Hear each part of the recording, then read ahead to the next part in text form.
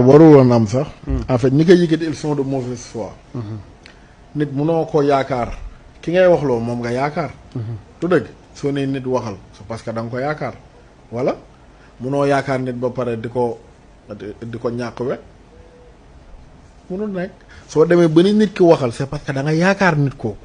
nit kooku nga yaakaar munoo ko yaakaar ba pare di ko ñàkk jox cër. et puis boo nee may mun a buso daa ñàkk jox woor ma xalif général des mourides may mun a buso maanaam ça sonne même pas à l'oreille may mun a buso mooy kooku xam nga ni def ciy juddu ku ci juddu màgg ci dund ci dem ba nekk magum jëmm te mu dem ba wax la na la am na ay lien parenté maanaam nga ne kooku dafa ñàkk jox woor ma c'est-à-dire dafa am des gens yoo xam ne c'est des gens de mauvaise foi te ñoom saa yu leen neexee ñoom bu seen intérêt menacé woo ñooñu danañu